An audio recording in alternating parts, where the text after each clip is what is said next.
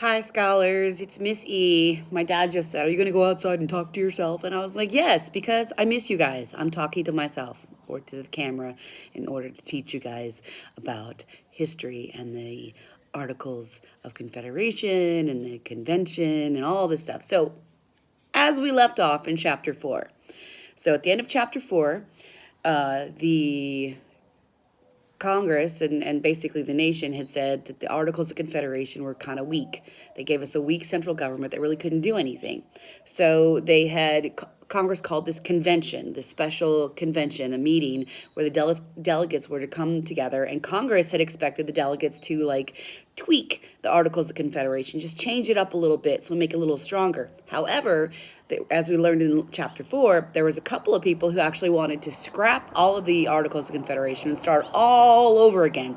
That was James Madison and Alexander Hamilton. George Washington kind of felt the same way too, but anyway. So, in 1787, the delegates began gathering in Philadelphia for the convention. And where was Philadelphia? What state was it in? That's right, Pennsylvania. Good, you got that. Okay. Anyway, so let's start in chapter 5. Waiting in Philadelphia, Pennsylvania. Okay, so if we look on page 36, if you're following along in your reader, you can follow along with me. Okay, so let's start with a late start. So the Constitutional Convention was scheduled to start on May 14th, 1787. When James Madison arrived in Philadelphia on May 3rd, he figured he was 11 days early, right? So he's like, I'm just a little bit early. Great. But as it turns out, he was actually 22 days early, not because he was the date, but because everybody else was late, okay? So remember, James Madison, he's wanting to change the Articles of Confederation, just scrap them all together and be done with them. So if we go to page 37, we got a nice little picture here.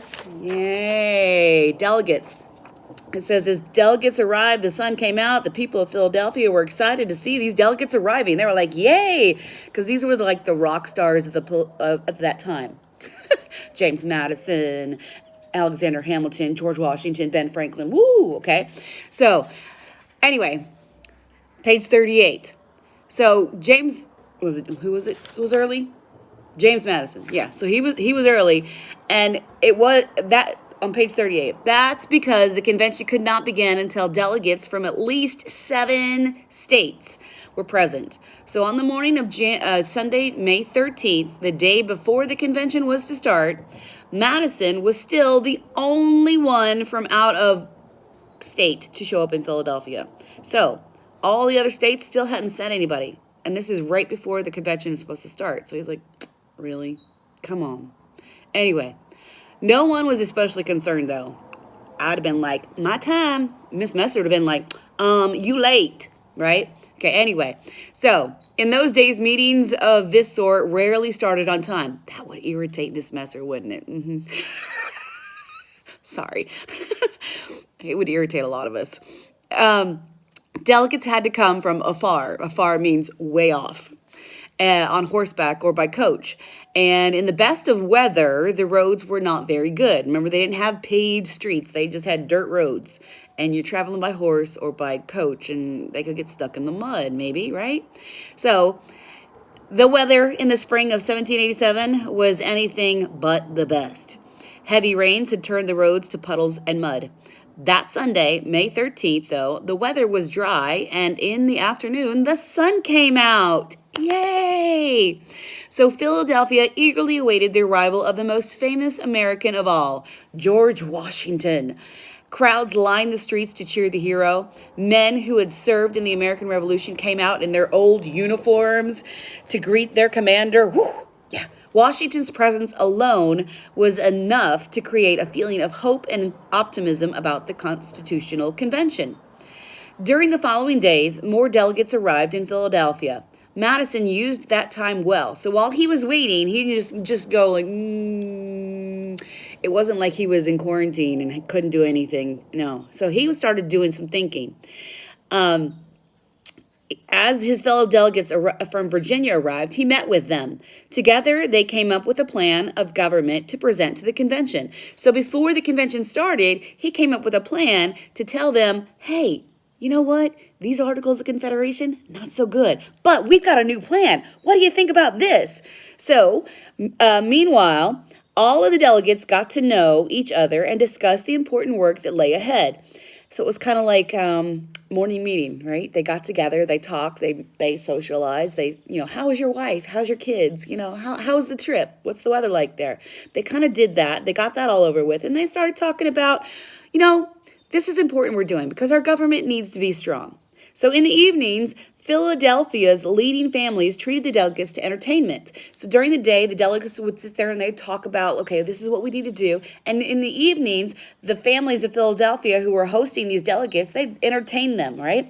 It was clear that the states had taken this call for the convention seriously. Their delegates were some of the ablest men in America. Able means they're capable of doing this, right?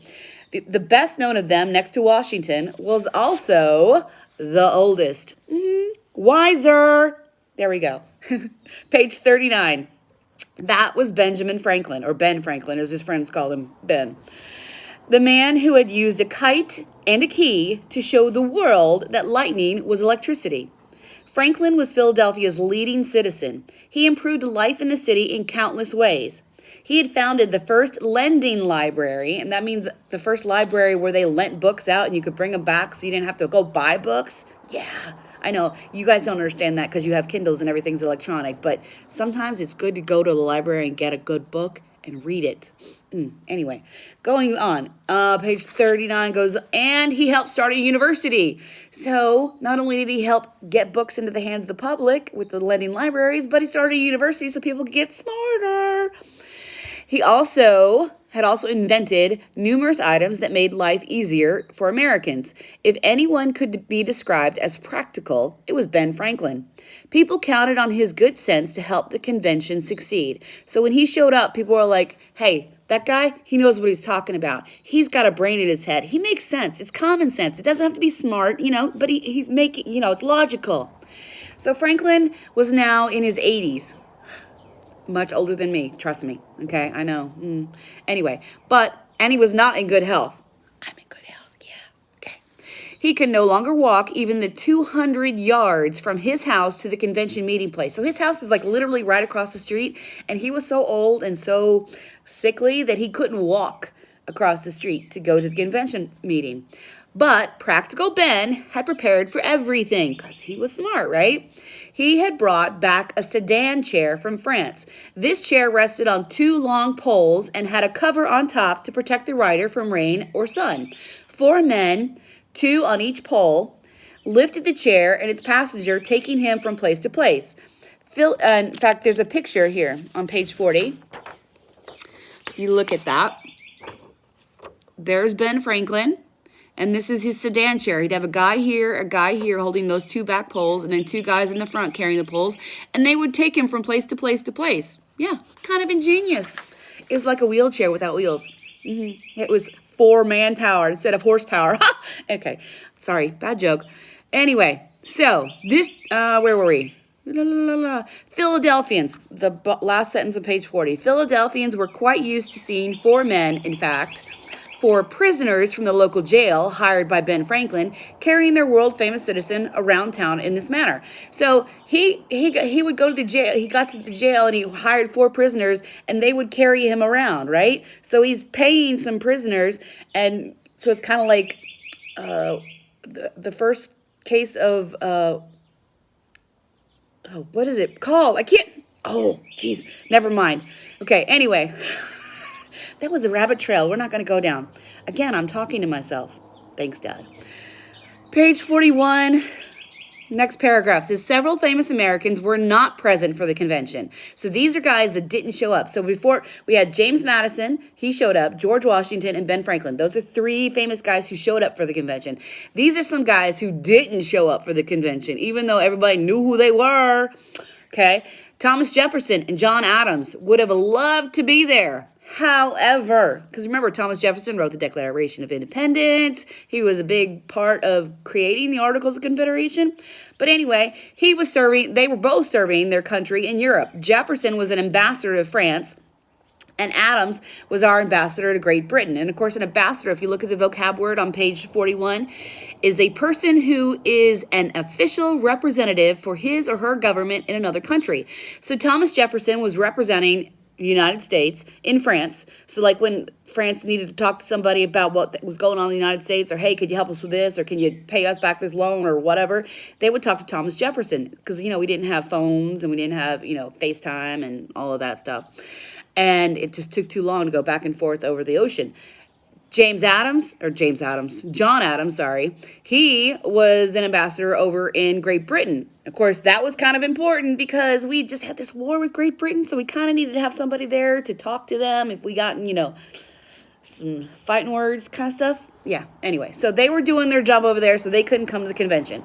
Also absent, page 41, back to this, also absent were Patrick Henry of Virginia and Sam Adams and John Hancock of Massachusetts. Now, you guys should remember all of these names. Patrick Henry, he was the guy who famously, in fact, it says, people remember Patrick Henry for his stirring speech in support of the Patriot cause. One of his most famous speeches made before the Revolution was the one in which he said, "I'm a Virginian no more, but an American." So he coined the term American and brought us all together. And then, of course, Sam Adams and John Hancock of Massachusetts. John Hancock, he was one of the guys who signed the biggest signature on the Declaration of Independence, right? That's where we get the phrase, just give me your John Hancock, because it's a signature. Okay. Anyway, back to this. Page 41. So before I keep reading. So we have Patrick Henry, Thomas Jefferson, John Adams, Sam Adams, and John Hancock, all five of them, famous Americans. They were not at the Constitutional Convention. All right, back to reading now. Well, that was then. By the 1780s, Patrick Henry, we're talking about Patrick Henry again, okay. He had decided that maybe he was mainly a Virginian after all. So instead of being the whole, we're a big old country together, he was like, I kind of like my state and our rules, And that is, his love for his home state was at least as great as his love for the United States. He opposed strengthening the central government, and he correctly guessed that's what the leaders of Philadelphia were up to. Although Virginia chose him as a delegate to the convention, Henry refused to attend because he later said, "I smell a rat." He basically said, I understand wanting to possibly come together and do some tweaking to the Articles of Confederation, but I have a feeling somebody called this meeting not to change the Articles of Confederation, but to scrap them and to start all over. And he didn't want that. He was like, somebody's trying to be tricky here. That's why he smelled a rat. Page 41. Now we're at the next section in your questions. The work begins. So, finally, enough delegates arrived for the convention to begin. On Monday, May 25th, delegates walked from their hotels and boarding houses. That's a boarding house is where they would stay. Somebody would open up their home. They'd have lots of rooms, and they'd be like, okay, you can rent this room over here, and we'll feed you lunch and dinner. It's kind of like an Airbnb. Well, you rent a room. Yeah. Anyway, so to the handsome Pennsylvania State House. Handsome meaning it was a beautiful looking state house. Not that it was like, hey. Anyway, the city was already awake and moving. The clatter of horses' hooves and the rattle of the iron wagon wheels traveling over cobblestone streets was ear-splitting. Cobblestone streets means like basically rocks. Okay, so it's loud. As a favor to the delegates, the city government later spread gravel over the cobblestone to reduce the noise because they're inside the building. You know how sometimes class when we're inside and people are outside playing on the peaceful playground or at lunch or whatever, and they're really loud and throwing balls up against, it's noisy and it's distracting, or when the middle schoolers come down the hallway and it's like, okay, yeah. So it was distracting to them when they were in there trying to figure out how to deal with the convention. So the road was too noisy. So the city of Philadelphia put gravel over the cobblestone so it wouldn't be as loud. It kind of muffled it a little bit. Anyway, the delegates entered the State House and gathered in the East Chamber, a large room about 40 feet by 40 feet with high windows on two sides. In recent years, the room had become known as the Independence Room. It was there that the Declaration of Independence had been signed 11 years earlier. So this is where the same room where they signed the Declaration of Independence, they came together to talk about creating this new central government with the Constitution. A number of the delegates to the Constitutional Convention had signed the Declaration. Looking around the room now, they saw familiar sights. The tables, each covered with a green cloth, just like when they did the Declaration of Independence. The inkwells and quill pens set on each, ready to be used. In this room, they had helped give birth to a new nation. Now they had come here once more, this time to try to give the young nation a more secure future. Secure means stable, and that it will last. Because at this time with the United States, there was a lot of countries outside of the United States who were like, yeah, they're not going to make it. That country won't last. No, their government, it's a good idea, but you need a king, you need somebody in charge, whatever. So they decided, we're going to come together, we're going to make this secure future for our country so that we can last and show all these other countries, hey, we got this. So at about 11 a.m., last sentence, the guard closed the doors and the delegates took their seats because it was time to get to work. Kind of like when I close the door at 7:30 and I'm like, get in your seats. It's time for morning meeting. Anyway, that's the end of chapter 5. Hopefully you have gleaned some information and you can answer your questions for the reading comprehension question worksheet. If for some reason you can't, you can always re-listen to this video, or you can reread it yourself because I gave you the chapter. And you can always message me on Google Hangouts and chat, and I'd be happy to answer any questions you have. And, of course, join me at Google Meets from 8 a.m. to 10 a.m. Monday through Thursday, and we can work on stuff there, too, if you need help. All right? I'm there for you guys. Bye-bye.